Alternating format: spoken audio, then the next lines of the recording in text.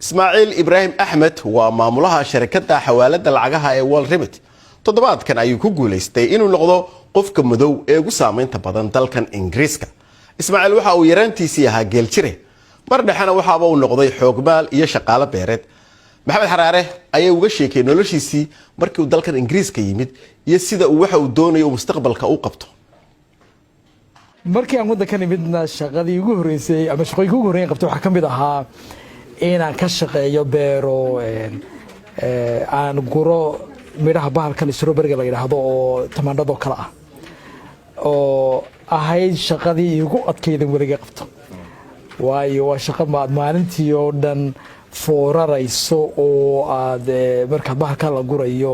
ama aad gurguranayso marka dhabarka ku jabaya shaqada adag baan ka doorbiday inaan cayr qaato berigaasi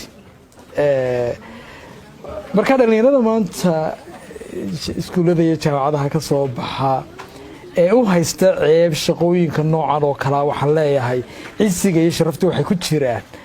shaqada muruqeeno tan oo kala ka doorato shaqo la'aan shaxaad iyo inaad cid dulsaar ku ahaato inta aadan asaasin shirkadda World Remit waxaa laga eriyay shaqo aad u haysiyo UNDP-da sabab talaabadii aan ku dhaqaaqay markii aan shaqada ka bilaabay mashruucii UNDP xawaaladaha ee Nairobi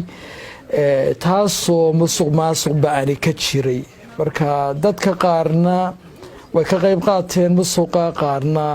way ka indhaqasadeen anigu markan dhibaatadii meesha taalay arkay waxaan u bareeray inaan siriga ku afuufo wax ka qabto anigoo arkayay inaan shaqadeeda ku waayay karayo dhibaato badan iga imanayso mashruuc la doonayo in Soomaalida u shaqeeyo dhibaato uu lahaa buu ahaa oo marka dambena la oranayay Soomaalida ma soo samaysa halka qoladii la doonayay inay waxa ay nagala shaqeeyaan iyagu ma suqanay sameynayeen dad shabiyo badnaa dadka waxa sameynayay iminka waxaad kamid tahay dadka ugu saameynta badan ee madow ee ku nool dalkan Ingiriiska sidee doonaysaa inaad saameyntaada u isticmaasho haddii aan saameyn leeyahay iyo sideen maxaa doonayaa inaan sameeyo kale waxa weeye shirkaddeedii maanta way weynaatay waxaan ku tala jiraa wada baryahan inaan foundation ka sameeyo ka shaqeynayso waxyaalaha ay ka mid yihiin waxbarashada oo rajaynayo inay dadka Soomaalida wax soo kordhin doonto 2 ama 3 qodob maxaad isleedahay dhalinyarada way kaaga dayan karaan dhalinyaradu intii waxay ka dayan karaan waxa weeye inaad shaqo adag oo hadii loo baahdo muruqaaga aad isticmaalayso strawberry ma aha xataa shaqo xamaarisana waan ka shaqeeyay ta dhalinyarada waxa la yahay marka waxaan ceebta u arkaysaa inaad gacanta ka shaqeysataa waxa weeye ma aha ta kalena waxa weeye